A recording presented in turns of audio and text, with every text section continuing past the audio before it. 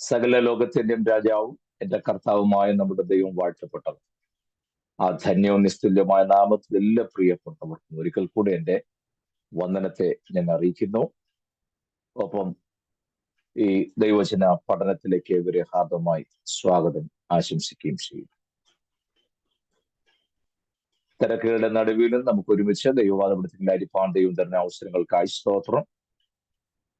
യാത്രയിലായി ഇരുന്നു കൊണ്ടും വചനം കേൾക്കാൻ പഠിക്കാൻ മനസ്സ് കാണിക്കുന്ന പ്രിയപ്പെട്ടവരെ നന്ദിയോടെ ഓർക്കുന്നു. കർത്താവ് എല്ലാവരെയും സഹായിക്കുകയും അനുഗ്രഹിക്കുകയും ചെയ്യുമാറാകട്ടെ.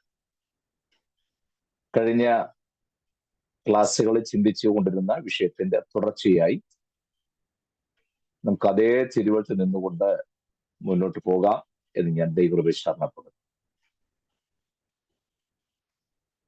വിശ്വാസത്തിന്റെ യാത്ര നമ്മളെല്ലാം പറയാറുണ്ടെങ്കിലും അതിന്റെ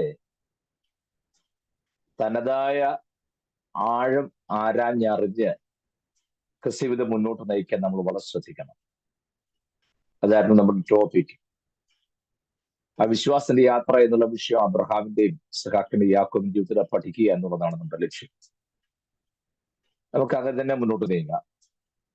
കഴിഞ്ഞ ക്ലാസ്സിൽ പറഞ്ഞ ഒരു ഭാഗം ഒന്നുകൂടെ വിശദമാക്കാൻ ചിലത് ആരാഞ്ഞിട്ടുള്ളത് കൊണ്ട് ഞാൻ ആ ഭാഗം ഒന്നുകൂടെ നിങ്ങളുടെ ശ്രദ്ധയെ ആ ഭാഗത്തേക്ക് തന്നെ കൊണ്ടുവരുന്നു.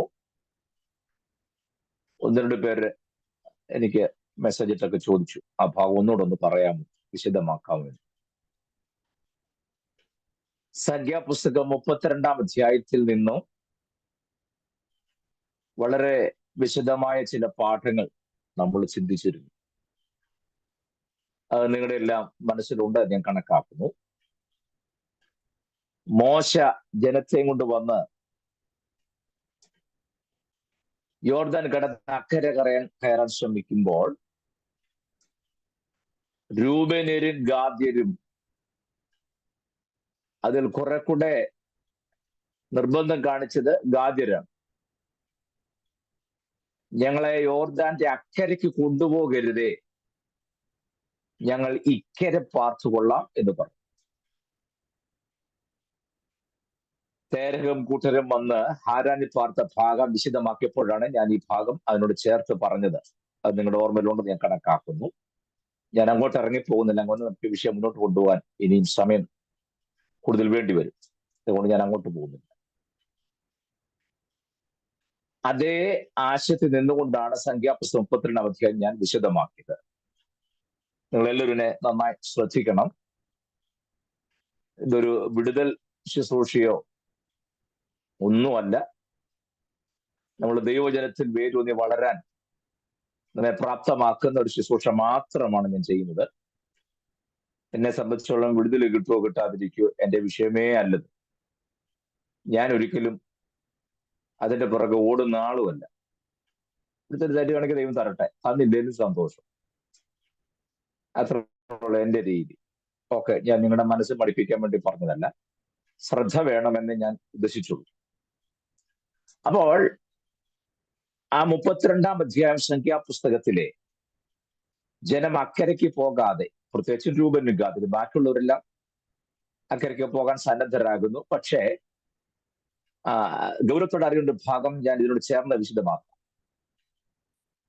അവിടെ ഈ ജനത്തെ നോക്കിക്കൊണ്ട് മോശ പറഞ്ഞൊരു വാചകം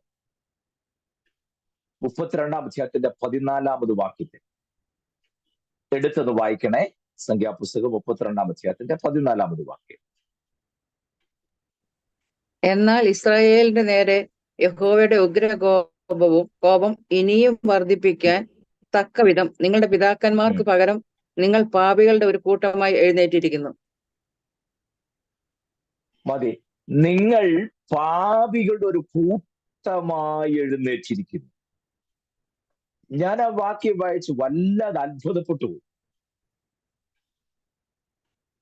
മോശ പറയാണ്, നിങ്ങൾ പാപികളുടെ വലിയൊരു കൂട്ടമായി തീർന്നിരിക്കുന്നു. ആര്? ഈ ഇസ്രായേൽ ജനം. ഞാൻ ഓർക്കും, ഇന്നെങ്ങാനുമാണ് ഇത് പറയുന്നതെങ്കിൽ ആ പറയുന്ന ആളുടെ അവസ്ഥ എന്തായിരിക്കും? സ്തോത്രം. മോശ മുഖത്ത് നോക്കി കാര്യം പറഞ്ഞു. അതാ ദൈവജന ശുശ്രൂഷ. ഒരാളെ മനഃപൂർവ്വം ഹട്ട് ചെയ്യാൻ വേണ്ടി പറയണമെന്ന അർത്ഥത്തിലല്ല ഞാൻ പറഞ്ഞത്. ദൈവിക അരുളപ്പാടുകൾ മറ കൂടാതെ, അതിന്റെ മൂർച്ച കുറയ്ക്കാതെ, അതിന്റെ ഗൗരവം കുറയ്ക്കാതെ കൃത്യമായി അത് കൈമാറ്റം ചെയ്യുന്നതിനാണ് വചന ശുശ്രൂഷ എന്ന് പറയുക. മോശ അവരെ വിളിച്ച വിളി ഞാൻ ഓർക്കുക. ഇന്നാണെങ്കിൽ ഒരു കോളുകളൊക്കെ ഉണ്ടാക്കാൻ അത് ധാരാളം മതി. നിങ്ങൾ പാപികളുടെ ഒരു കൂട്ടമായി തീർന്നിരിക്കുന്നു. ഞാനിപ്പോ നിങ്ങളെ നോക്കിക്കൊണ്ട് നിങ്ങൾ പാപികളുടെ ഒരു കൂട്ടമാണെന്ന് പറഞ്ഞാൽ ഈ ക്ലാസ് കഴിയുമ്പോഴത്തെ സ്ഥിതി എന്തായിരിക്കും? നിങ്ങൾ സമ്മതിക്കുമോ? നിങ്ങൾ പറയും ഷാജി പാസ്റ്റർ ഞങ്ങൾ ഇങ്ങനെയൊന്നുമല്ല കരുതിയെന്ന് പറയും അല്ലേ? ഉറപ്പായിട്ടും പറയും. പക്ഷെ മോശ പറയുകയാണ്, നിങ്ങൾ പാപികളുടെ ഒരു കൂട്ടമായി തീർന്നിരിക്കുന്നു. എന്തുകൊണ്ടാണ് അങ്ങനെ പറഞ്ഞത്? അത് പറയാം. അതിനു മുമ്പ് ഇത് ആരോടാ പറഞ്ഞെന്നുള്ളതാണ് എന്നെ വല്ലത് അത്ഭുതപ്പെടുത്തിയത്. ഈ ജനത്തെ നോക്കിക്കൊണ്ട് മോശ പറയുകയാണ്, നിങ്ങൾ പാപികളുടെ ഒരു കൂട്ടമായി തീർന്നിരിക്കുന്നു. ഏതാണ് പ്രിയരെ ഈ ജനം? നിങ്ങൾ എൻ്റെ കൂടെ വരണേ. മിസ്രൈമിൽ പാർക്കുമ്പോൾ ആബീബ് മാസം 10-ാം തീയതി ഓരോരുത്തരും പാർത്തിരുന്ന കൂടാരത്തിൽ ഒരു ആട്ടുകൊറ്റനെ വേർതിരിച്ചു. 4 ദിവസം ആ ആടിനെ നന്നായി പരിശോധിച്ചു. ഊനമില്ല എന്ന് ഉറപ്പാക്കി. എന്നിട്ട് 14-ാം തീയതി സന്ധ്യയെങ്കിൽ ആ ആടിനെ അറുത്തു.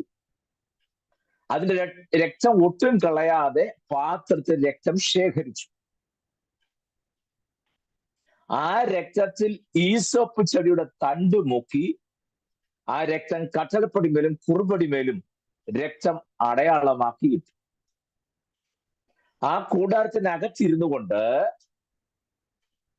അരക്കപ്പെട്ട ആട്ടുകൊറ്റന്റെ മാംസം വീട്ടിലുള്ള ആളുകളുടെ അംഗസംഖ്യക്കൊത്തവണ്ണം ഖണ്ഡം ഖണ്ഡമായി നുറുക്കിയിട്ട് ആ മാംസം അവർ ഭക്ഷിച്ചു. ഭക്ഷിക്കുമ്പോൾ പച്ചയായിട്ടോ വെള്ളത്തിൽ പുഴുങ്ങിയോ തിന്നാൻ പാടില്ല. തീയിൽ ചുട്ട് കയ്പ് ചീരോടെ ഭക്ഷിക്കണം. അത് ഭക്ഷിക്കുമ്പോൾ കാലിന് ചെരിപ്പിട്ടും അരമുറുക്കിയും കയ്യിൽ വടി പിടിച്ചുകൊണ്ടും ഭക്ഷിക്കണം. ദ്രുതഗതിയിൽ ഭക്ഷിക്കണം. അങ്ങനെ ഭക്ഷിച്ച് അന്ന് രാത്രിയിൽ മിസ്രൈമിനോട് എന്നേക്കുമായി ടാറ്റ പറഞ്ഞ് വാഗ്ദത്ത കനാൻ ലക്ഷ്യമാക്കി ജനം പോരുകയാണ്. 3-ാമത്തെ ദിവസം അവർ ചെങ്കടലിന്റെ തീരത്തെത്തി. അക്കരെ കിടക്കാൻ മാർഗമില്ലാതെ നിന്നു. അത്ഭുതകരമാവുന്ന ചെങ്കടൽ പിളർക്കപ്പെട്ടു. ഉണങ്ങിയ നിലത്തൂടെ ജനം അക്കരെ കയറി. അക്കരെ കയറിയ ഉടനെ യഹോവ ദൈവം മോശയെ പർവ്വതത്തിലേക്ക് വിളിച്ചു. 40 ദിവസം മോശയെ ദൈവം പർവ്വതത്തിന്റെ മുകളിൽ ന്യായപ്രമാണം കൈമാറ്റം ചെയ്തു. അവരോടൊപ്പം വസിക്കാൻ ദൈവം പദ്ധതി തയ്യാറാക്കി. ദൈവത്തിന് താമസിക്കാനുള്ള, വാസം ചെയ്യാനുള്ള, അവരോടൊപ്പം ജീവിക്കാനുള്ള, സഞ്ചരിക്കുന്ന ആലയമായ സമാഗമന കൂടാരം, അതിന്റെ പ്ലാൻ, സ്കെച്ച്, അളവുകൾ എല്ലാം മോശയ്ക്ക് കൈമാറി. മോശയ്ക്ക് കിട്ടിയ അളവനുസരിച്ച് 100 മുഴം നീളത്തിൽ, 50 മുഴം വീതിയിൽ, 30 മുഴം ഉയരത്തിൽ പ്രാകാരം നിലകൊള്ളത്തക്ക നിലയിൽ 48 പലകൾ കൊണ്ട് 10 മുഴം ഉയരത്തിൽ നിൽക്കുന്ന 48 പലകകൾ, 1.5 മുഴം വീതിയുള്ള 48 പലകകൾ തമ്മിൽ ഇണക്കി 5 അന്താഴം ചെലുത്തി വിശുദ്ധ മന്ദിരവും അതിസ്ഥലം ഉൾപ്പെടുന്ന ദൈവത്തിന്റെ മന്ദിരം പണിതീർത്ത് ദൈവകരങ്ങൾ അത് സമർപ്പിച്ചപ്പോൾ യഹോവയുടെ ശെഖേന ഇറങ്ങി അതിന്റെ മേൽ ആവസിച്ചു.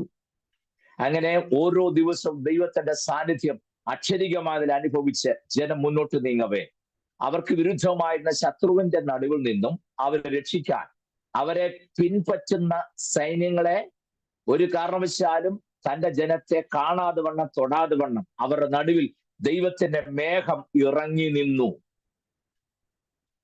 സ്തോത്രം. പകൽ മേഘസ്തംഭം ഉണ്ടായിരുന്നു, രാത്രിയിൽ അഗ്നിസ്തംഭം ഉണ്ടായിരുന്നു. കഴിക്കാൻ സ്വർഗത്തിലെ ദൂതന്മാരുടെ ഭക്ഷണമായ മന്ന ഇട്ടുകൊടുത്തു. കാടപ്പക്ഷിയെ കൊടുത്തു. പിളർക്കപ്പെട്ട പാറകളിൽ വെള്ളം കുതിച്ചു ചാടി അവർ ഒരു സ്ഥലത്തു നിന്നും മറ്റൊരു സ്ഥലത്തേക്ക് പോകുമ്പോൾ ഒരു പൈപ്പില്ലാതെ, മോട്ടർ ഇല്ലാതെ ഈ വെള്ളം അവരുടെ പുറകെ ചെല്ലുന്നു. കൂടാരം അടിക്കുന്നിടത്ത് ആ വെള്ളം പുറകെ ഒഴുകി ചെല്ലുകയാണ്. അവരെതിർപ്പെട്ട എല്ലാ യുദ്ധങ്ങളിലും ജയം.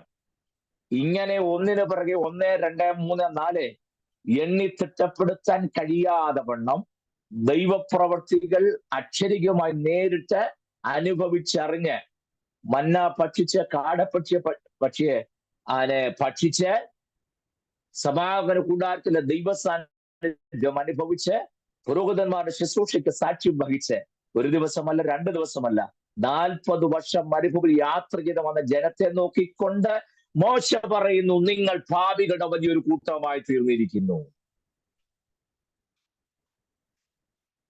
സ്തോത്രം.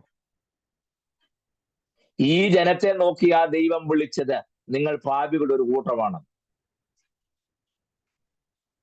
സ്തോത്രം. ദൈവസഭയ്ക്ക് പറ്റിയ ഏറ്റവും വലിയ അപകടം എന്താണെന്ന് അറിയാമോ? നമ്മുടെ ജീവിതത്തിലെ ഊനം എന്താണോ, കുറ്റങ്ങൾ എന്താണോ, അത് ചൂണ്ടിക്കാണിച്ചാൽ നമുക്ക് ഭയങ്കര അസ്വസ്ഥതയാണ്. ഒരു കാരണവശാലും നമുക്കത് ഇഷ്ടപ്പെടത്തില്ല. പകരം ഈ നാളുകളിൽ ഇതിന്റെ സ്ഥിതിക്ക് ഭേദം വരുത്തി, നീ ആയിരിക്കുന്ന മണ്ഡലത്തിൽ നിന്നും നിന്നെ ഞാൻ പറിച്ചു നട്ട്, ഒരു ശൈലിയൊക്കെ ഉണ്ട്. ഇപ്പോൾ നീ ആയിരിക്കുന്ന മണ്ഡലത്തിൽ നിന്ന്, ഇപ്പൊ ആയിരിക്കുന്ന മണ്ഡലത്തിന് എന്നാ കുഴപ്പം?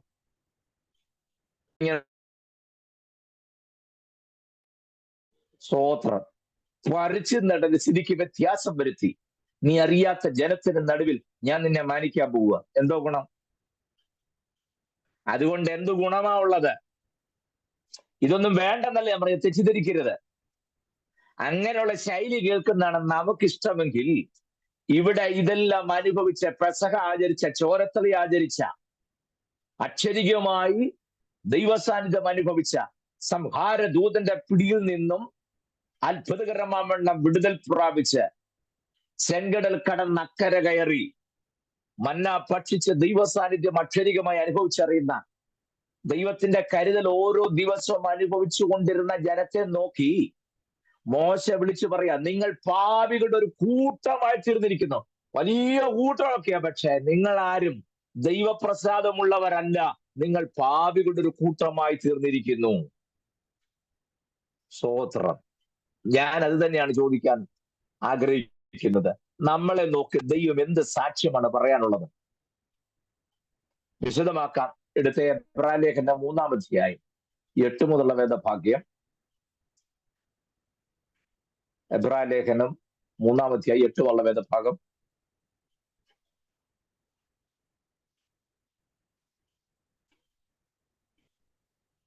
ആരും എടുക്കുന്നില്ല?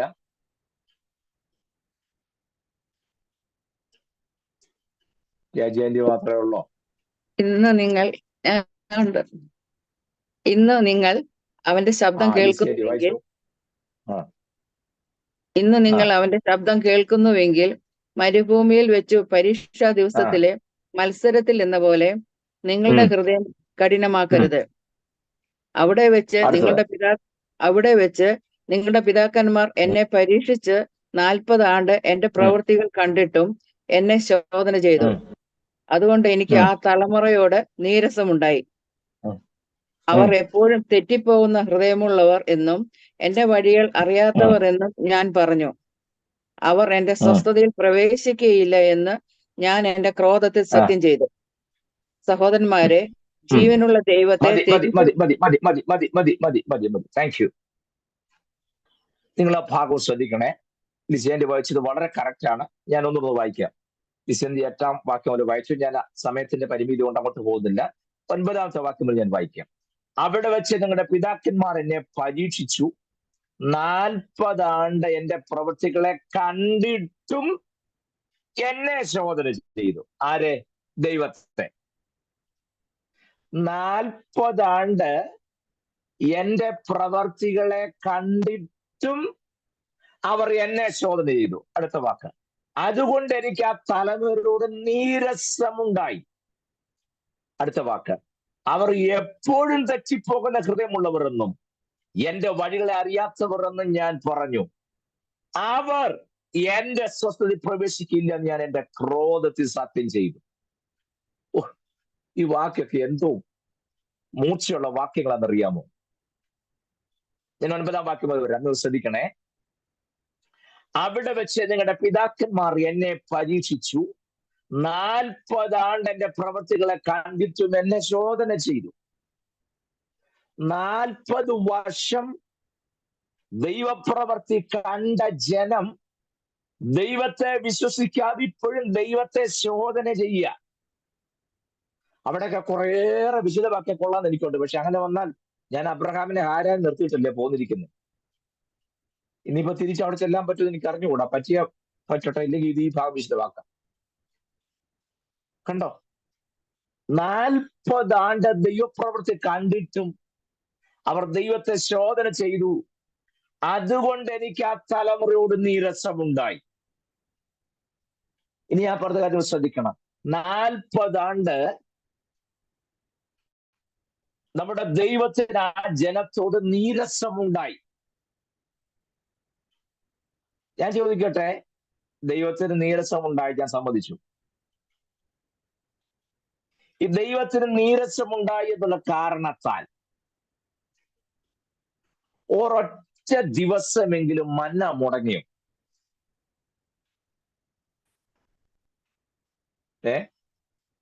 ഇല്ല. ഒരൊറ്റ ദിവസമെങ്കിലും കാടപ്പക്ഷി മുടങ്ങിയോ? ഒരൊറ്റ ദിവസം കാടപ്പക്ഷിയെ കൊടുക്കാതിരുന്നു? ഇല്ല. ഒരൊറ്റ ദിവസമെങ്കിലും ഇവർക്ക് വെള്ളം കിട്ടാതെ വന്നു?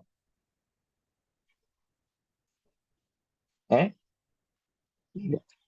നമുക്ക് നീരസം ഉണ്ടായി പിന്നെ കോട്ടേജ് മീറ്റിംഗിന് പോലും പോവുകയുണ്ട്, അല്ലേ? അതെ. ഇവിടെ ദൈവത്തെ ശ്രദ്ധിച്ചേ,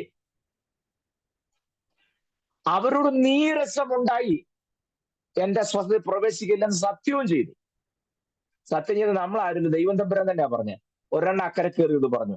അങ്ങനെ പറഞ്ഞു എങ്കിൽ കൂടെ ഒരൊറ്റ ദിവസം പോലും മന്ന മുടക്കിയില്ല. ഒരൊറ്റ ദിവസം പോലും കാടപ്പക്ഷി മുടങ്ങിയില്ല. ഒരൊറ്റ ദിവസം പോലും അവർക്കുള്ള വെള്ളം കൊടുക്കാതിരുന്നില്ല. ഒരൊറ്റ ദിവസം പോലും അവരുടെ മീതെയുള്ള മേഘം മാറ്റിക്കളഞ്ഞില്ല. ഒരൊറ്റ ദിവസം പോലും രാത്രിയിലെ അഗ്നിസ്തംഭം മാറ്റിയിട്ടില്ല. ഒരു നിമിഷം നേരത്തേക്ക് പോലും അവരുടെ നടുവിൽ നിന്നും സമാഗമന കൂടാരത്തിന്റെ സ്ഥാനത്തിന് വ്യതിചലനം ഉണ്ടായിട്ടില്ല. നിങ്ങൾക്ക് എന്ത് പിടി കിട്ടി? നമ്മുടെ ചിന്ത നമുക്കുള്ളതെല്ലാം കൃത്യമായിട്ട് കിട്ടുന്നത് കൊണ്ട് നമ്മിൽ ദൈവം അങ്ങ് പ്രസാദിച്ചിരിക്കുകയാണെന്നല്ലേ?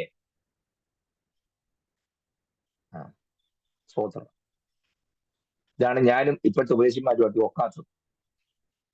ഈ റിസീവ് ഇറ്റ് റൈറ്റ് നൗ എന്നൊക്കെ പറയുമ്പം കേൾക്കാൻ സുഖമുണ്ട്, പക്ഷെ നടന്നെന്നും വരും, പക്ഷെ തമ്പുരാന് പ്രസാദമൊന്നുമില്ല.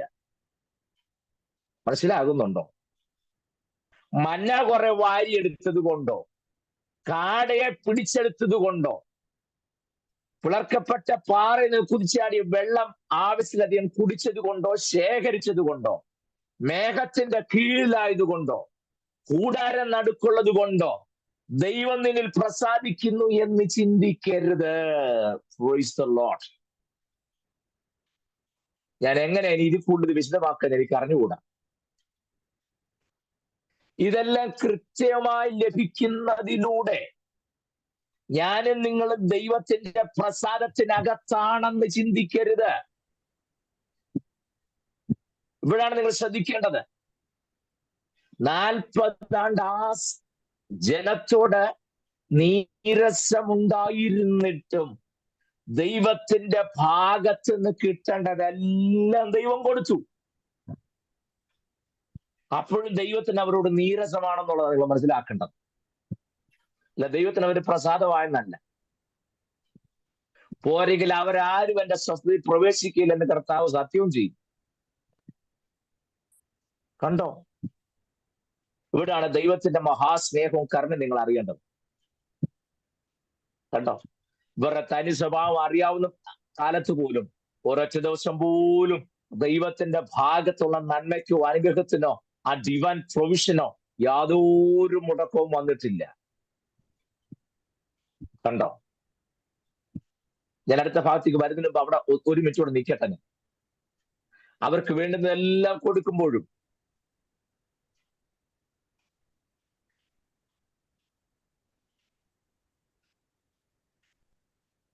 അവർക്ക് വേണ്ടുന്നതെല്ലാം കൊടുക്കുമ്പോഴും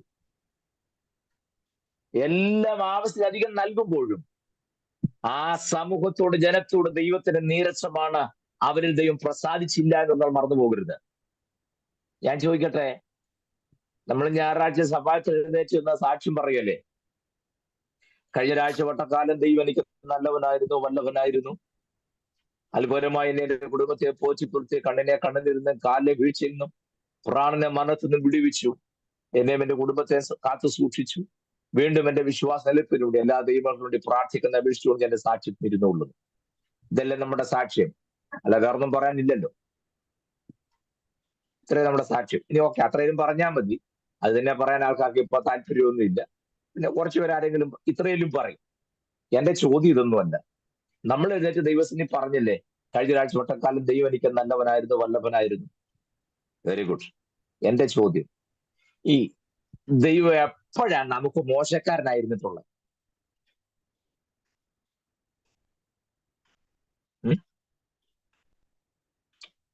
അല്ലെ, കഴിഞ്ഞ ആഴ്ച വട്ടക്കാലം ദൈവം എനിക്ക് നല്ലവനായിരുന്നു പറഞ്ഞു. എഗ്രീഡ്, നോ ഒബ്ജക്ഷൻ എത്ര. എന്റെ ചോദ്യം അതല്ല. എന്നാ ദൈവം നമുക്ക് മോശക്കാരനായിരുന്നിട്ടുള്ളത്? എന്നാ ദൈവം നമുക്ക് നല്ലവൻ അല്ലാതായിട്ടുള്ളത്? പറ. നിങ്ങൾ ദൈവത്തെ കുറിച്ച് എന്താ ധരിച്ചു വെച്ചിരിക്കുന്നത്? അതുകൊണ്ട് അണ്ടർസ്റ്റാൻഡ്, എനിക്ക് മനസ്സിലാകുന്നില്ല. പ്രിയരെ, ദൈവത്തിന് നല്ലവനാകാൻ അല്ലാതെ മോശക്കാരനാകാൻ പറ്റുമോ?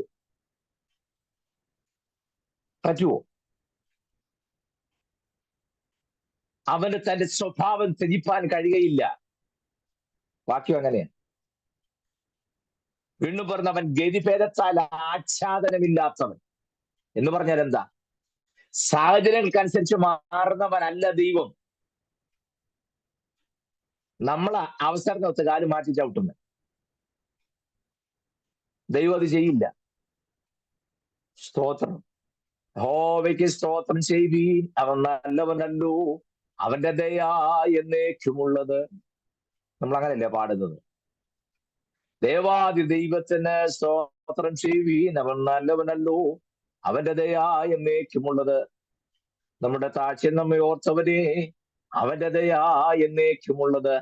ബാശാൻ രാജാവായ യോഗിനെയും അമൂർ രാജാവായ സീഹോനെയും അവന്റെ ദയ എന്നേക്കുമുള്ളത്. അവൻ നല്ലവനല്ലോ, അവന്റെ ദയ എന്നേക്കുമുള്ളത്. കണ്ടോ? ഏതൊരു സാഹചര്യത്തിലും ദൈവത്തിന് നല്ലവനാകാനേ പറ്റൂ. ഒരിക്കലും ദൈവത്തിന് മോശക്കാരനാകാൻ പറ്റുകയില്ല. അവൻ ദൈവമായതുകൊണ്ട്. മനസ്സിലാകുന്നുണ്ടോ? നമ്മുടെ ജീവിതത്തിന്റെ ഏതൊരു സാഹചര്യത്തിലും നമ്മളെടുത്ത് പറയാതെ തന്നെ നാം തിരിച്ചറിയേണ്ട ആവശ്യമുണ്ട്. അവനെപ്പോഴും നല്ലവൻ, നല്ലവൻ, നല്ലവൻ, നല്ലവൻ. കഷ്ടകാലത്തും വിളിച്ചാൽ നിശ്ചയം ചാരത്തണയും. പാരിലെ ക്ലേശങ്ങൾ മറന്നു പാടിടും ഞാൻ ഹല്ലേലൂയ. നല്ലവൻ യേശു നല്ലവൻ, നാൾ തോറും നടത്തുന്നവൻ, എന്റെ കഷ്ടതയിലും നല്ലവൻ. നല്ലവൻ യേശു നല്ലവൻ, നാൾ തോറും നടത്തുന്നവൻ, എന്റെ കഷ്ടതയിലും നല്ലവൻ. രോഗശയ്യയിൽ ഞാൻ എത്തുമ്പോ ഞാൻ അവൻ നാമം വിളിക്കും. എന്റെ കണ്ണിലെ കണ്ണുനീരല്ല പൊൻകരത്താൽ താൻ തുടയ്ക്കും. നല്ലവൻ യേശു നല്ലവൻ, നാൾ തോറും നടത്തുന്നവൻ, എന്റെ കഷ്ടതയിലും നല്ലവൻ. ഒരു പഴയ പാട്ടാണ്. ഞങ്ങളുടെ അപ്പച്ചനൊക്കെ പാടുന്ന കേട്ടാണ് ഞാൻ ആ പാട്ട് പഠിച്ചത്. ഇത്തിരി പഴക്കമുള്ളൊരു പാട്ട്. ഞാൻ പറഞ്ഞതേ, അവൻ നല്ലവനല്ലാതെ മോശമാകാൻ ദൈവത്തിന് ഒരിക്കലും കഴിയുകയില്ല. അതുകൊണ്ട് അടുത്ത ഞായറാഴ്ച പോലും നമ്മൾ സാക്ഷ്യം പറയുമ്പോൾ ഒരു തിരുത്തിൽ വരുത്തണം. കഴിഞ്ഞ ഒരാഴ്ചയിൽ ദൈവം എനിക്ക് നല്ലവനായിരുന്നു എന്നുള്ളത് പറഞ്ഞിട്ട് തിരുത്തിൽ വരുത്തേണ്ട ഒരു കാര്യമുണ്ട്. കഴിഞ്ഞ ഒരാഴ്ചയിൽ ഞാൻ ദൈവത്തിന് നല്ലവനായിട്ടാണോ ജീവിച്ചത്? അത് പറയണം. കുഴഞ്ഞോ? ദൈവം എനിക്ക് നല്ലവനായിരുന്നു, വല്ലവനായിരുന്നു, അത് സമ്മതിച്ചു. അത് പറഞ്ഞാൽ ഇല്ലെങ്കിലും ദൈവം നല്ലവനാന്നുള്ള കാര്യം എല്ലാവർക്കും അറിയാം. എന്റെ ചോദ്യം അതല്ല. കഴിഞ്ഞ ഒരാഴ്ചയിൽ ഞാൻ ദൈവത്തിന് നല്ലവനായിട്ടാണോ ജീവിച്ചത്? എന്റെ വാക്കുകൊണ്ട്, നടപ്പുകൊണ്ട്, എടുപ്പുകൊണ്ട്, ഇടപാടുകൊണ്ട്, പോക്കുകൊണ്ട്, വരവ് കൊണ്ട്, വസ്ത്രധാരണ രീതി കൊണ്ട്, എന്റെ ജീവിതചര്യ കൊണ്ട് ഞാൻ ദൈവത്തിന് കൊള്ളാവുന്നവനായിട്ടാണോ ജീവിച്ചത്? ദൈവത്തിന് നല്ലവനായിട്ടാണോ ജീവിച്ചത്? ദൈവരാജ്യത്തിന് കൊള്ളാകുന്നവനായിട്ടാണോ ജീവിച്ചത്? ദൈവസഭയ്ക്ക് കൊള്ളാകുന്നവനായിട്ടാണോ ജീവിച്ചത്? ദൈവ മക്കളുടെ മുമ്പാകെ സാക്ഷ്യമുള്ളവനായിട്ടാണോ ജീവിച്ചത്? എന്നെ വീക്ഷിക്കുന്ന 100 കണ്ണുകൾ എന്റെ ചുറ്റുമുണ്ടെന്നറിഞ്ഞ് അവരുടെ മുമ്പിൽ ദൈവനാമത്തിന് മഹത്വമാകത്തക്ക നിലയിൽ, ദൈവനാമം ദുഷിക്കപ്പെടാത്ത നിലയിൽ ദൈവത്തിന് മഹത്വം വരുമാറുള്ള ജീവിതം നയിക്കാൻ എനിക്ക് കഴിഞ്ഞോ ഇല്ലയോ? അത് പറയണം.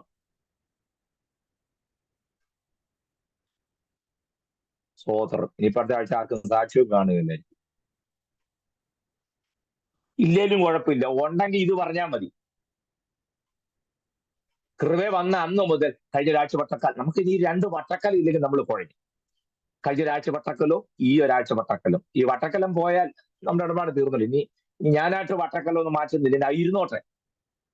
ഈ കൃപ വന്നാലും നമ്മുടെ ഈ അളിഞ്ഞ ഭാഷ മാറ്റുകയില്ലെങ്കിൽ പിന്നെ എന്തോ ചെയ്യാൻ പറ്റും? അല്ലേ? അതുകൊണ്ടല്ലോ ഞാൻ എപ്പോഴും പറയാറുള്ളൂ, ഇന്ന് രാത്രികാലം കടന്നുവരാൻ തക്കവണ്ണമായി തീരുവാൻ തക്കവണ്ണം സാധിച്ചു. അതിനകത്ത് സബ്ജക്റ്റും ഇല്ല, പ്രെഡിക്കേറ്റും ഇല്ല. നമ്മൾ അങ്ങനെ പറയുള്ളൂ. അവിടെ ഒരു ഗുണം എന്നറിയോ? ഒരു പബ്ലിക് സ്റ്റേജിൽ നമ്മളെ കേട്ടുകയല്ലോ. കേട്ടുവോ? ഇല്ല. കത്തോലിക്ക സഭയിൽ അച്ഛനുണ്ടെങ്കിൽ അച്ഛനെ ഒരു പബ്ലിക് മീറ്റിംഗിന് വിളിക്കും. ഓർത്തഡോക്സിൽ അച്ഛനെയും വിളിക്കും. അമ്പലത്തിലെ സ്വാമിയെയും വിളിക്കും. ഒരു പാസ്റ്ററെ വിളിക്കുകയല്ല. കയറിയാൽ അത് മുഴുവൻ കുളവാക്കുന്ന സംഘാടകർക്ക് അറിയാം. ഒന്നാമത്തെ കാര്യം, സമാധാനത്തോടെ മൈക്കിന്റെ മുമ്പിൽ വരികയും പറയത്തില്ല. കയറി വരുമ്പോൾ അതിന്റെ കേബിളും മറിച്ചിട്ട് ആ മൈക്കും ഉരുട്ടിയിട്ട് നമ്മൾ കയറി ചെല്ലത്തുള്ളൂ. അവിടെ നിന്നാൽ തന്നെ മര്യാദയ്ക്ക് സമാധാനത്തോട് നമ്മൾ ഒരു കാര്യം പറയാം. മേശയിലും അടിച്ച് ആ പാടെ വന്നിരിക്കുന്നവരുടെ ഇറങ്ങി ഓടത്തക്ക രീതിയിൽ നമ്മൾ വെളിച്ചപ്പാട് തുള്ളുമ്പോൾ തുള്ളിന്നുകൊണ്ടൊരു കാര്യം പറയും. പോട്ടെ, ഞാൻ അങ്ങോട്ട് പോകുന്നില്ല. എന്റെ ചോദ്യം ഇതാണ്, തൻ്റെ കൊണ്ടോ അടുത്ത ഞായറാഴ്ച സാക്ഷ്യം പറയാൻ കഴിഞ്ഞ ഒരാഴ്ചയിൽ ഞാൻ ദൈവത്തിന് നല്ലവനായി ജീവിച്ചു, ഞാൻ നിമിത്തം ദൈവനാമത്തിന് ദോഷം വരുന്ന യാതൊരു പ്രവൃത്തിയും എന്റെ ഭാഗത്ത് നിന്ന് ഉണ്ടായിട്ടില്ല എന്ന് തൻ്റെ അടുത്തോടെ എനിക്ക് പറയാൻ പറ്റും. നിങ്ങൾ വിചാരിക്കും ഞാൻ എന്ത് ഉദ്ദേശത്തിലാന്ന്? ഇപ്പൊ നമ്മൾ 9-ാം വാക്യം വരെ വായിച്ചത്. 10-ാമത്തെ വാക്യം എബ്രായ ലേഖനം 3:10. അതുകൊണ്ട് എനിക്ക് ആ തലമുറയോട് നീരസമുണ്ടായി. അടുത്ത വാക്ക് എന്താ നീരസം ഉണ്ടാകാൻ കാരണം? ഞാൻ വായിക്കാം. അതുകൊണ്ട് ആ തലമുറയോട് എനിക്ക് നീരസമുണ്ടായി. കാരണം എന്താ? അവർ എപ്പോഴും തെറ്റിപ്പോകുന്ന ഹൃദയമുള്ളവർ എന്നും എന്റെ വഴികളെ അറിയാത്തവർ എന്നും ഞാൻ പറഞ്ഞു. ഈ വാക്യത്തിന്റെ ഒക്കെ സ്ട്രക്ചർ ചിന്തിച്ചിട്ട് ഒരു പിടിയും കിട്ടുന്നില്ല. ആ വാക്യം ശ്രദ്ധിക്കണേ. അവർ എപ്പോഴും തെറ്റിപ്പോകുന്ന, അടുത്ത വാക്ക്, ഹൃദയമുള്ളവർ. കണ്ടോ? അവർ എപ്പോഴും തെറ്റിപ്പോകുന്ന ഹൃദയമുള്ളവർ. സ്വോത്രം. പ്രിയരെ, ഇതൊക്കെ വേണ്ടേ നമ്മൾ തിരിച്ചറിയാനും? നമ്മൾ കൊട്ടിയും പാടിയും തുള്ളിയും ചാടി പോയ കാര്യം പോലും നടക്കൂ. സ്വോത്രം. ഞാൻ എപ്പോഴും പറയാറുള്ളത് പോലെ നന്നായി പ്രാണവേദന എടുത്ത്, നന്നായി കഷ്ടം സഹിച്ച്, ശരീരം മുഴുവൻ ഉഴവുചാലുകൾ പോലെ കീറി, എല്ലെല്ലാം പൊടിഞ്ഞു നുറുങ്ങി, നന്നായിട്ട് പ്രാണവേദന സഹിച്ചാണ് ദൈവസഭയെ വീണ്ടെടുത്ത് ഇതിനകത്ത് കയറി കിടന്ന് കൂട്ടം കളിക്കാൻ തമ്പുരാൻ ഒരു എണ്ണത്തിനെ സമ്മതിക്കത്തില്ല. നമ്മുടെ ഈ ഉപ്പാപ്പ കളി കൊണ്ടൊന്നും ദൈവരാജ്യ പ്രവേശനം നടക്കില്ല. ഇവിടെ കിടന്നു ഇങ്ങനെ ഈ ചാടി പറഞ്ഞു റൈറ്റിനോ പറയാവുന്നുള്ളതല്ല. ഇതിനകത്തോട്ട് തമ്പുരാൻ നന്നായിട്ട് വേദന എടുത്തും ഒന്നുകൂടെ തെളിച്ചു പറഞ്ഞ് നന്നായി വില കൊടുത്തുമാണ് ദൈവസഭയെ നേടിയത്. സ്തോത്രം. ശരിയാണോ ഞാൻ പറഞ്ഞേ? യെസ്. അങ്ങനെയാണെങ്കിൽ നാം ദൈവത്തിന്റെ പ്രശ്നം 2 ഞാൻ വായിച്ച വാക്കിൽ വരിക, അവർ എപ്പോഴും തെറ്റിപ്പോകുന്ന ഹൃദയമുള്ളവർ. ആര്? പെസഹ ആചരിച്ച ഈ ജനം. ആര്? ചെങ്കടൽ കടന്നവർ. ആരെ കുറിച്ചാ പറയുന്നത്? പ്രമാണം കിട്ടിയവർ. ആരെ കുറിച്ചാ ഇവിടെ പൗലോസ് എഴുതിയിരിക്കുന്നത്? സമാഗമ കൂടാരം പണിത ജനത്തെക്കുറിച്ച്. ഏത് ജനത്തെക്കുറിച്ചാ? മന്ന തിന്ന ജനത്തെക്കുറിച്ച്, കാടപ്പക്ഷിയെ തിന്ന ജനത്തെക്കുറിച്ച്, പിളർക്കപ്പെട്ട പാറന്ന് കുതിച്ചു ചാടിയ വെള്ളം ആവോളം ഇന്നും കുടിക്കുന്ന ജനത്തെക്കുറിച്ച് പൗലോസ് പറയാ, അവർ എപ്പോഴും തെറ്റിപ്പോകുന്ന ഹൃദയമുള്ളവർ. സ്തോത്രം. എപ്പോഴും തെറ്റിപ്പോകുന്ന ഹൃദയമുള്ളവർ എന്നും. അടുത്ത വായിച്ചിട്ട് ഞാൻ വിവരിച്ചു തരാമേ. ഹൃദയമുള്ളവർ എന്റെ വഴികളെ അറിയാത്തവർ എന്ന് ഞാൻ പറഞ്ഞു. അവൻ തന്റെ വഴികളെ ഇസ്രായേൽ മക്കളെയും തന്റെ പ്രവൃത്തിയെ, അവൻ തന്റെ വഴികളെ മോശയെയും തന്റെ പ്രവൃത്തികളെ ഇസ്രായേൽ മക്കളെയും അറിയിച്ചു. അങ്ങനല്ലേ വാക്യം? യെസ്. ആ ജനം ഇപ്പോൾ പറകെ, ആ ജനത്തെ കുറിച്ച് ഇപ്പോൾ ദൈവം പറയാണ്, അവർ എപ്പോഴും തെറ്റിപ്പോകുന്ന ഹൃദയമുള്ളവർ എന്നും എന്റെ വഴികളെ അറിയാത്തവർ എന്നും ഞാൻ പറഞ്ഞു. കുഴപ്പമില്ല, എന്നാൽ ഇത് തന്നെ പറഞ്ഞിട്ടേ ഉള്ളൂ. അവർ എപ്പോഴും തെറ്റിപ്പോകുന്ന ഹൃദയമുള്ളവർ. അവർ എപ്പോഴും തെറ്റിപ്പോകുന്ന ഹൃദയമുള്ളവർ. നിങ്ങൾ എന്റെ കൂടെ പറഞ്ഞേ. ഇവര് മന്ന പെറുക്കി തിന്നുമ്പോഴും കാടപ്പക്ഷിയെ പിടിച്ച് തിന്നുമ്പോഴും മേഘത്തിന്റെ കീഴിൽ എല്ലാ സൗഭാഗ്യവും അനുഭവിക്കുമ്പോഴും ദൈവിക സംരക്ഷണം ദിനംതോറും അനുഭവിക്കുമ്പോഴെല്ലാം തമ്പുരാൻ ഇവരുടെ ഹൃദയം ഇങ്ങനെ നോക്കിക്കൊണ്ടിരിക്കുക. എടാ, ഞാൻ ഇട്ടു കൊടുത്ത മന്ന ഇടിച്ചു പൊടിച്ച് തിന്നേച്ച്, ഞാൻ കൊടുത്ത വെള്ളം കുടിച്ചിട്ട്, ഞാൻ കൊടുക്കുന്ന സംരക്ഷണ വലയത്തിനകത്ത് നിന്നിട്ടും ഇവിടെ ഹൃദയം എന്നോടൊപ്പം അല്ലല്ലോ. ശ്രദ്ധിക്കണം, വാക്യം അങ്ങനെയാണ്. അവർ എപ്പോഴും തെറ്റിപ്പോകുന്ന ഹൃദയമുള്ളവരെന്നും. അതുകൊണ്ടാണ് അവർ പറഞ്ഞത് നമുക്ക് ഒരു ലീഡറെ ഉണ്ടാക്കി മിസ്രൈമിലേക്ക് മടങ്ങി പോകാമെന്ന് സംഖ്യ 14 അധ്യായത്തിൽ പറഞ്ഞില്ലേ? സംഖ്യ 14:4 നമുക്കൊരു തലവനെ തെരഞ്ഞെടുത്ത് മിസ്രൈമിലേക്ക് മടങ്ങി പോകാമെന്ന്. കനാലിലേക്ക് കൊണ്ടുവന്ന് ജനം പറയാ, നമുക്കൊരു ലീഡർ വേണം, ആ ലീഡറിന്റെ നേതൃത്വത്തിൽ നമുക്ക് നേരെ മിസ്രൈമിലേക്ക് മടങ്ങി പോകാം. സ്തോത്രം. അങ്ങനെ പറഞ്ഞ ജനമാണ് ഇവിടെ പറയുകയാണ്, അവർ എപ്പോഴും തെറ്റിപ്പോകുന്ന ഹൃദയമുള്ളവർ എന്നും. അവിടെ ഹൃദയത്തിൽ എപ്പോഴും എന്തുണ്ട്? തെറ്റിപ്പോകാനുള്ള ടെൻഡൻസി. രക്ഷിക്കപ്പെട്ട് സ്നാനപ്പെട്ട് കർത്തൃമേശ അനുഭവിച്ച് വിശുദ്ധിയിലും വേർപാടും ജീവിക്കുന്ന ദൈവജനമാണ് എന്നെ കേൾക്കുന്നതെന്ന് എനിക്ക് നല്ല ബോധ്യമുണ്ട്. പക്ഷേ ഉപദേശ വിഷയത്താൽ എനിക്ക് പറയാതിരിക്കാൻ ഒക്കത്തില്ലല്ലോ. ഇതെല്ലാം ഉള്ളപ്പോഴും രക്ഷിക്കപ്പെട്ടതാണ്, സ്നാനപ്പെട്ടതാണ്, ആത്മനിർഭർ പ്രാപിച്ചതാണ്, തിരുമേശയെ കൂടുന്നുണ്ട്, എല്ലാം പ്രമാണിക്കുന്നുണ്ട്. അപ്പോൾ തന്നെ നിങ്ങളുടെ ഹൃദയത്തിന്റെ നിലവാരം എങ്ങനെ ഇരിക്കുന്നു? That is very important. അതെന്തുകൊണ്ടാണെന്നറിയാമോ? പിന്നെ അടുത്ത ഭാഗത്തേക്ക് കയറും. എന്തുകൊണ്ടാണ് അതിത്ര പ്രാധാന്യം അറിയിക്കുന്നതാകാൻ കാരണം? നിങ്ങൾ ശ്രദ്ധിക്കണം, കുഴപ്പമൊന്നും ഉണ്ടാക്കരുതേ. നിങ്ങൾ മനസ്സിലാക്കേണ്ട ഒരു രഹസ്യമുണ്ട്. മനുഷ്യന്റെ ഹൃദയ രഹസ്യങ്ങൾ, ഹൃദയ നിരൂപണങ്ങൾ ദൈവം എപ്പോഴും ഇങ്ങനെ സ്ക്രൂട്ടനൈസ് ചെയ്ത് നോക്കിക്കൊണ്ടിരിക്കുക. ഭൂമിയിലെ ഏതൊരു സ്കാനിങ് മെഷീനേക്കാളും ഷാർപ്പായി അഗ്നിജ്വാലക്കൊത്ത കണ്ണുള്ള ദൈവം നമ്മുടെ ഹൃദയത്തെ ഇങ്ങനെ നോക്കിക്കൊണ്ടിരിക്കുക.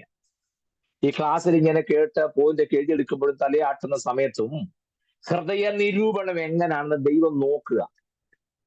അതെന്തിനാ നോക്കുന്നതെന്നറിയാമോ? പറയാം. ശരീരം കൊണ്ട് അക്ഷരികമായി ചെയ്തു കൂട്ടുന്ന പാപത്തെക്കാൾ മനസ്സുകൊണ്ട് ഹൃദയം കൊണ്ട് ചെയ്യുന്ന പാപത്തിന് ശിക്ഷ വലുതായിരിക്കും. ഞാനൊന്നുകൂടെ പറയുന്നു, ശരീരം കൊണ്ട് അക്ഷരികമായി ചെയ്യുന്ന പാപത്തെക്കാൾ മനസ്സുകൊണ്ട് ചെയ്തു കൂട്ടുന്ന പാപത്തിന് ശിക്ഷ വലുതാണ്.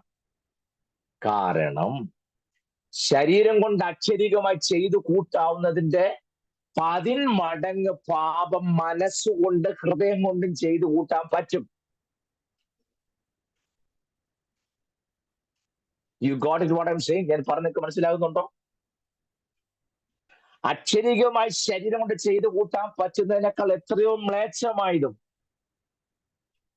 എത്രയോ വികലമായ നിലയിലും മനസ്സുകൊണ്ട് ഹൃദയം കൊണ്ട് പാപം ചെയ്യാൻ പറ്റും.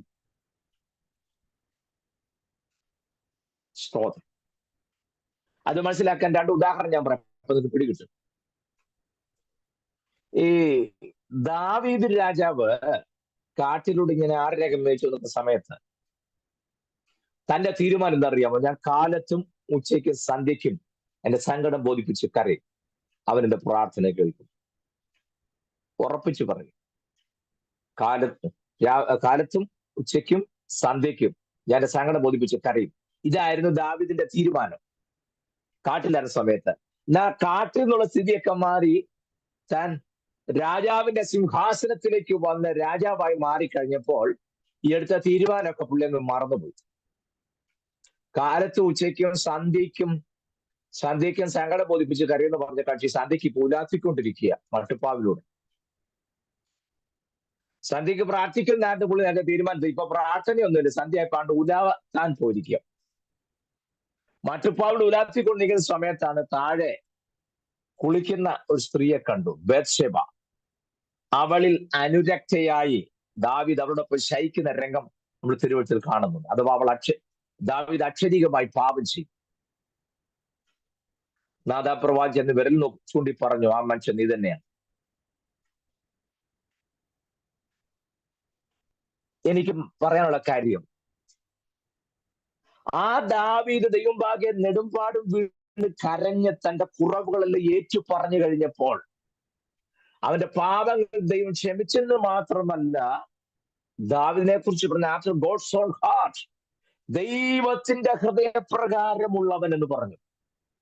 ആര്? ദാവീദ്. കണ്ടോ? അക്ഷരികമായ ശരീരം കൊണ്ട് പാപം ചെയ്ത ദാവീദ് ദൈവസഭയിൽ അനുദപിച്ചപ്പോൾ അവനെ കുറിച്ച് പറയുകയാണ്, ദാവീദ് അവൻ എന്റെ ഹൃദയപ്രകാരമുള്ളവനാണ്.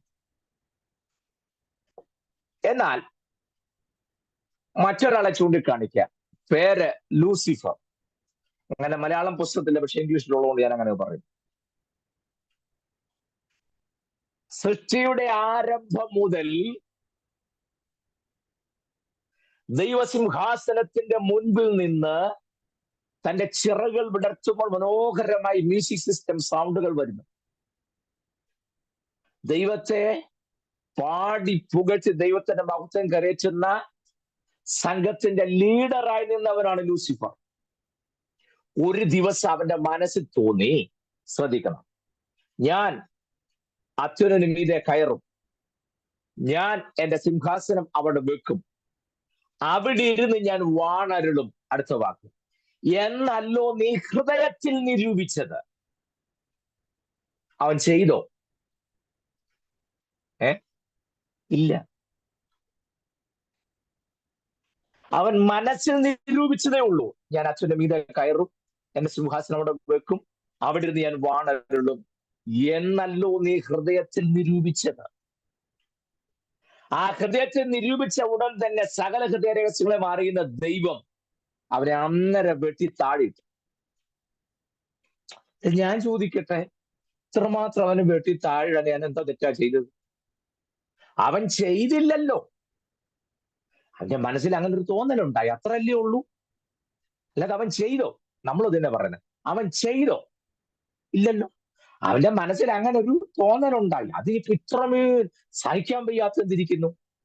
അവൻ പറഞ്ഞില്ലല്ലോ, അവൻ ചെയ്തില്ലല്ലോ, അവന്റെ മനസ്സിലൊരു തോന്നലുണ്ടായി. തോന്നിയെങ്കിൽ അവൻ ചെയ്തില്ലല്ലോ. നമ്മൾ വേണ്ട അവനെ ചേർത്ത് പിടിക്കാൻ. എന്ന് പറയും. നമ്മളാണെങ്കിൽ അവനെ സോപ്പിട്ട് വേറൊരുതി കൊണ്ടുപോയേനെ. പക്ഷേ ദൈവം തമ്പുരാൻ യാതൊരു വിട്ടുവീഴ്ചയും വെച്ചില്ല. ദൈവം തമ്പുരാൻ പറഞ്ഞോ, കുറച്ചു മുമ്പേ വരെ അവൻ എന്നെ പുകഴ്ത്തിക്കൊണ്ട് നിന്നതാ. ഉണ്ടായ നാൾ വലിയ പ്രപഞ്ചം ഉണ്ടായ നാൾ വരെ ഇടതടവില്ലാതെ എന്നെ ഹോബിക്ക് സ്തോത്രം ചെയ്വി എന്ന് പറഞ്ഞ് എന്നെ പാടി പുകഴ്ത്തുന്ന നല്ല ഭക്തനായ അനുസരണമുള്ള ഒരു നേതാവ് എന്ന നിലയിൽ അവന് അങ്ങനെ പെട്ടെന്ന് എന്റെ മനസ്സിൽ തോന്നലുണ്ടായി. അവൻ ചെയ്തൊന്നുമില്ലല്ലോ, പോട്ടെ എന്ന് പറഞ്ഞ് ദൈവം വിട്ടില്ല. വായ് എന്തുകൊണ്ട് അങ്ങനെ ചെയ്തില്ല പറയാം. അക്ഷരികമായി ശരീരം കൊണ്ട് ചെയ്യുന്ന പാപത്തെക്കാൾ മനസ്സുകൊണ്ട് ചെയ്യുന്ന പാപത്തിന് ശിക്ഷ വലുത്. കണ്ടോ, പാപം ചെയ്ത ദാവീദിനെ എന്റെ ഹൃദയപ്രകാരം എന്ന് പറഞ്ഞ് ചേർത്ത് നിർത്തുമ്പോൾ, ഹൃദയം കൊണ്ട് ഞാൻ എന്റെ സിംഹാസനം അത്യുന്ന മീതെ വെക്കും, അവിടെ ഞാൻ വാണരുന്ന് ചിന്തിച്ചപ്പോൾ ആ സെക്കൻഡിൽ ഒരു നിമിഷം പോലും ഗ്യാപ്പ് കൊടുക്കാതെ അവന് വെട്ടിത്താഴെ കിട്ടു. നിങ്ങൾ മനസ്സിലാക്കേണ്ട രഹസ്യം ഞാൻ പറയാം. അക്ഷരികമായി ചെയ്യുന്ന പാപത്തെക്കാൾ മനസ്സുകൊണ്ട് ചെയ്തു കൂട്ടുന്ന പാപത്തിന്റെ ശിക്ഷ വലുതാണ്. എന്നെ പോലെ വെള്ള ജുബായി കാര്യങ്ങളൊക്കെ ഇട്ട് മിടുക്കനായി ഏതാണ്ട് വലിയ ജ്ഞാനിയാൾ രീതിയിൽ ഇരിക്കുമ്പോൾ തന്നെ എന്റെ മനസ്സുകൊണ്ട് ഞാൻ ചെയ്തു കൂട്ടുന്ന ഏറ്റവും നീചവും നികൃഷ്ടവുമായത് പുറത്ത് മറ്റവരുടെ പറയാൻ കഴിയാത്ത വിധത്തിൽ പാപത്തിന്റെ വലിയൊരു കൂമ്പാരം മനസ്സിൽ കുമിഞ്ഞുകൂടുന്നെങ്കിൽ ശിക്ഷ ഏറ്റവും അധികം വരുന്നുള്ള കാര്യം നിങ്ങൾ മറന്നു പോകരുത്. കൊരിന്ത്യർക്ക് 2-ാം ലേഖനം 10-ാം അധ്യായം 5-ാമത് വാക്യം വായിച്ച്. കൊരിന്ത്യർക്ക് 2-ാം ലേഖനം 10-ാം അധ്യായത്തിന്റെ 5-ാമത് വാക്യം.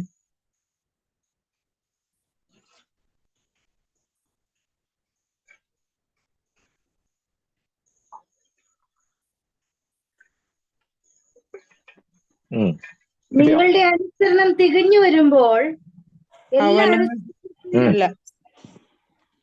അവനവൻ ശരീരത്തിലിരിക്കുമ്പോൾ അപ്പൊ 5-ാം അധ്യായം 10-ാം വാക്യല്ലേ?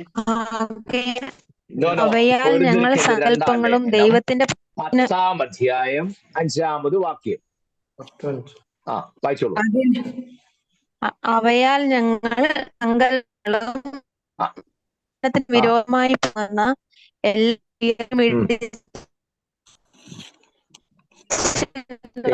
ഇടയ്ക്ക് നിങ്ങളുടെ അനുസരണം സ്വപ്നക്ക് റേഞ്ച് കുറവാന്ന് തോന്നുന്നല്ലേ, ഇടയ്ക്ക് വിട്ടുവിട്ട് പോകുന്നല്ലോ സ്വപ്ന. ഞാൻ വായിക്കട്ടെ? ഒന്നുകൂടെ വായിച്ചോളൂ. വായിച്ചു. അവയാൽ ഞങ്ങൾ സങ്കല്പങ്ങളും ദൈവത്തിന്റെ പരിജ്ഞാനത്തിന് വിരോധമായി പൊങ്ങുന്ന എല്ലാ ഉയർച്ചയും ഇടിച്ചു കളഞ്ഞു. ഏത് വിചാരത്തെയും ക്രിസ്തുവിനോടുള്ള അനുസരണത്തിനായി പിടിച്ചടക്കി. നിങ്ങളുടെ അനുസരണം തേഞ്ഞു വരുമ്പോൾ മതി. വളരെ നന്ദി. ഞാനും ഒന്ന് വായിച്ചു കേൾപ്പിക്കാം, നിങ്ങൾ ശ്രദ്ധിക്കണേ. അവയാൽ ഞങ്ങൾ സങ്കല്പങ്ങളും, പദങ്ങൾ ശ്രദ്ധിക്കണം, സങ്കല്പങ്ങളും ദൈവത്തിന്റെ പരിജ്ഞാനത്തിന് വിരോധമായി പോകുന്ന എല്ലാ ഉയർച്ചയും ഇടിച്ചു കളഞ്ഞ് ഏത് വിചാരത്തെയും യേശു ക്രിസ്തുള്ള അനുസരണത്തിനായി പിടിച്ചടക്കുന്നു. പി.ടി. തോമസ് സാർ ചോദിക്കുമ്പോൾ നിങ്ങൾ എന്റെ കൂടെ ഉണ്ടോ? അവയാൽ ഞങ്ങളുടെ മനസ്സിൽ പൊങ്ങി വരുന്ന സങ്കല്പങ്ങളുണ്ടല്ലോ. പാട്ടുണ്ട്, പ്രാർത്ഥനയുണ്ട്, അന്യഭാഷയുണ്ട്, എല്ലാം ഉണ്ട്, ദൈവജന ധ്യാനമുണ്ട്, എല്ലാം ഉള്ളപ്പോഴും മനസ്സിൽ പിശാച് കൊണ്ടിടുന്ന ഇക്കിളിപ്പെടുത്തുന്ന വിചാരങ്ങളും ചിന്തകളും വരുമ്പോൾ ഇരുന്ന് ചിന്തിച്ച് നീ അതിന്റെ കൂടെ കുറെ കൂടെ കൂട്ടിയിട്ട് നിന്റെ ചിന്താമണ്ഡലത്തിന് കടിഞ്ഞാണില്ലാത്ത കുതിരയെ പോലെ ചിന്തകൾ ചീറിപ്പായുമ്പോൾ പൗലോസ് പറയുകയാണ്, യേശു ക്രിസ്തുവിന്റെ പരിജ്ഞാനത്തിന് വിരോധമായി നിന്റെ മനസ്സിൽ പൊങ്ങി വരുന്ന ഏത് സങ്കല്പങ്ങളും വിചാരങ്ങളും യേശു ക്രിസ്തുള്ള അനുസരണ നിമിത്തം പിടിച്ചടക്കണം.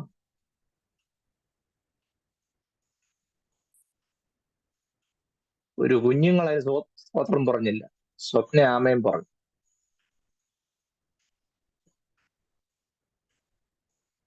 സ്തോത്രം. ആര് പറയാനാ ഇതൊക്കെ?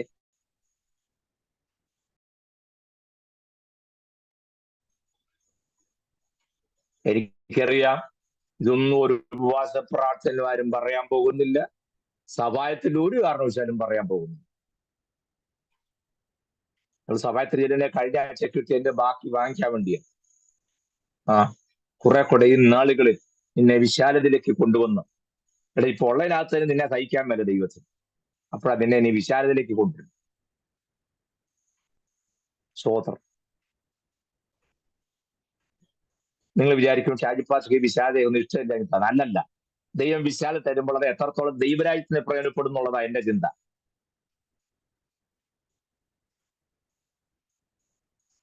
എല്ലാവരും മുഖം പാടിയോ അങ്ങനെ പറഞ്ഞ കാരണം? ശലോമം പറഞ്ഞു, നിന്റെ കയ്യിൽ നിന്ന് വാങ്ങി ഞങ്ങൾ നിനക്ക് തരുന്നേ ഉള്ളൂ.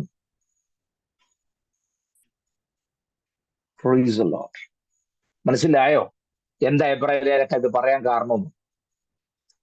അവർ എപ്പോഴും തെറ്റിപ്പോകുന്ന ഹൃദയമുള്ളവർ. നിങ്ങളിൽ എത്ര പേർക്ക് തന്റെ ഇടമുണ്ടോ? ധൈര്യമായി ദൈവത്തിന് പറയാനുള്ള തന്റെ ഇടമുണ്ടോ? ഹൃദയം തെറ്റിപ്പോയിട്ടില്ല. അതാ ദാവീദ് പറഞ്ഞു, ഞാൻ എന്റെ ഹൃദയത്തിൽ ആ കൃത്യം കരുതിയതുമെങ്കിൽ യഹോവേ നീ കേൾക്കയില്ലായിരുന്നു.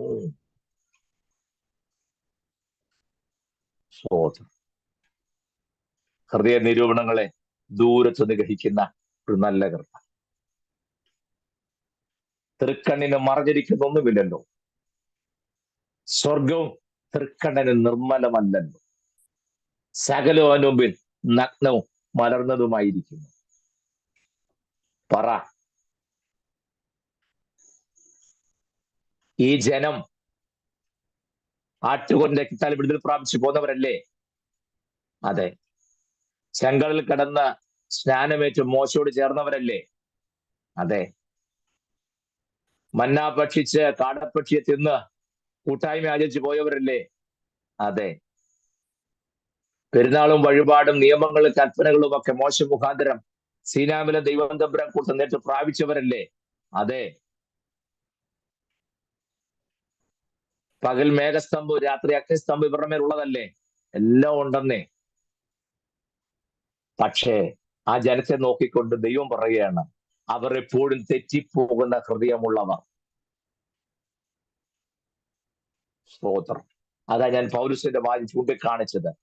അവയാൽ സങ്കല്പങ്ങളും ക്രിസ്തുവിന്റെ പരിജ്ഞാനത്തിന് വിരോധമായി പൊങ്ങുന്ന എല്ലാ ഉയർച്ചകളും, പിന്നെ ഏത് വിചാരത്തെ ക്രിസ്തു അനുസരണത്തിനായി പിടിച്ചടക്കണം.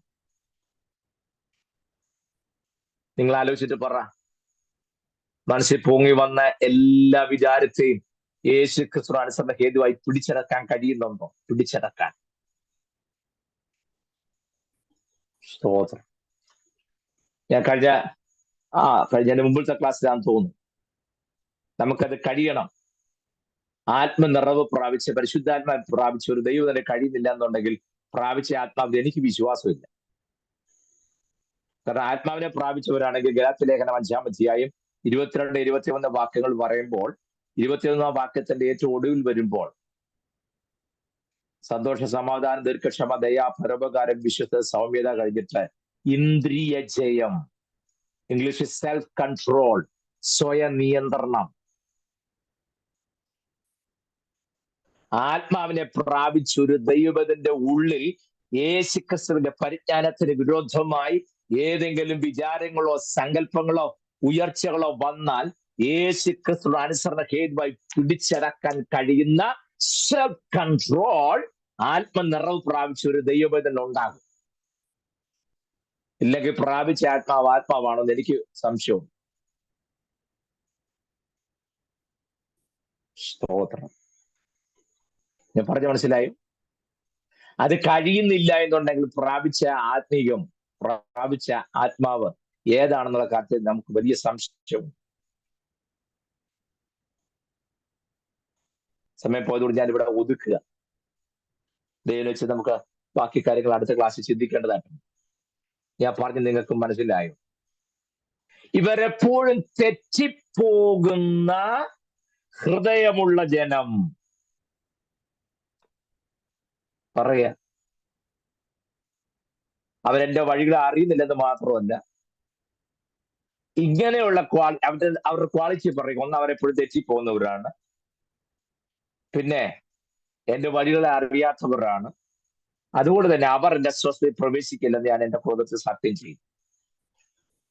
കേട്ടോ, ദൈവം ഒരിക്കൽ സ്വസ്ഥതയിൽ പ്രവേശിക്കാതെ വണ്ണം, എബ്രായലേഖനം നിങ്ങൾ മനസ്സിൽ വായിക്കണം. 4:1 അവന്റെ സ്വസ്ഥതയിൽ പ്രവേശിപ്പുള്ള വാഗ്ദത്തം ശേഷിച്ചിരിക്കാൻ നമ്മിൽ ആർക്കെങ്കിലും ഇത് ലഭിച്ചില്ല എന്ന് വരാതിരിപ്പാൻ നാം ഭയപ്പെടുക. കണ്ടോ? സ്തോത്രം. എല്ലാവർക്കും ഏറെക്കുറെ കാര്യങ്ങൾ ബോധ്യമായിട്ടുണ്ട് ഞാൻ വിശ്വസിക്കും. ബാക്കി നമുക്ക് ദൈവം വെച്ചാൽ അടുത്ത ആഴ്ച ചിന്തിക്കണമല്ലോ. ഒരു കാര്യം മാത്രം പറഞ്ഞ് ഞാൻ അവസാനിപ്പിക്കട്ടെ. നമ്മൾ അവന്റെ നീരസത്തിൽ ലോകത്തായിരിക്കുമ്പോഴും ദൈവത്തെ പ്രസാദിപ്പിക്കുന്ന ഒരു ജീവിതം നമുക്കുണ്ടാകണം. ദൈവം എനിക്ക് നല്ലവനായിരുന്നു പറഞ്ഞതിനകത്ത് എതിരില്ല. പക്ഷെ അപ്പോൾ തന്നെ ഞാൻ ദൈവത്തിന് കൊള്ളാവുന്നവനായി, ദൈവത്തിന് നല്ലവനായി, ഞാൻ ദൈവത്തിന്റെ മഹത്വം വന്നു എന്ന് പറയാനുള്ള പ്രാഗത്വമാണ് നമുക്കുണ്ടാകേണ്ടത്. അതില്ല എന്നുണ്ടെങ്കിലോ യേശുക്രിസ്തു അനുസരണ ഹേതുവായി പിടിച്ചടക്കേണ്ടതിനെ പിടിച്ചടക്കി, ഒതുക്കേണ്ടതിനെ ഒതുക്കി മുന്നേറാൻ നമുക്ക് കഴിയും. എന്റെ വാക്കുകൾ കൂടെ വിരാമം കൊടുക്കും. ദൈവം എന്ന് വെച്ചാൽ നമുക്ക് അടുത്ത തിങ്കളാഴ്ച വീണ്ടും ക്ലാസ് ഉണ്ടല്ലോ, ഒരുമിച്ച് പോകാം. അക്കരെ നാളിലേക്കുള്ള യാത്രയിൽ നമ്മുടെ ലക്ഷ്യത്തിന് വ്യതിചലിക്കുന്ന യാതൊന്നും നമ്മുടെ ശരീരത്തെ മനസ്സിനെ കാണത്തില്ല. നമ്മുടെ ലക്ഷ്യം നഷ്ടപ്പെട്ടു പോകാം. അക്കരെ നാടാണ് ലക്ഷ്യം, കനാനാണ് ലക്ഷ്യം. ദൈവം നമുക്ക് വാക്ക് നിർദ്ദേശമുണ്ട്. അവിടെ എത്തുന്നത് വരെയും വിശ്വാസയാത്രയ്ക്ക് ഒരു കോട്ടം വരാതിരിക്കാൻ ദൈവം കൃപ നൽകട്ടെ എന്ന് ആത്മാർത്ഥമായി പ്രാർത്ഥിച്ച് ഇന്നത്തെ ക്ലാസ്സിനെ അവസാനിപ്പിക്കുന്നു. ബാക്കി കാര്യങ്ങൾ ദൈവം എന്ന് വെച്ചാൽ തിങ്കളാഴ്ച ഒന്ന് ചിന്തിക്കാം. ദൈവം നമ്മെല്ലാവരെയും സമൃദ്ധമായിട്ട് അനുഗ്രഹിക്കുമാറാകട്ടെ. Thank you. God bless you all.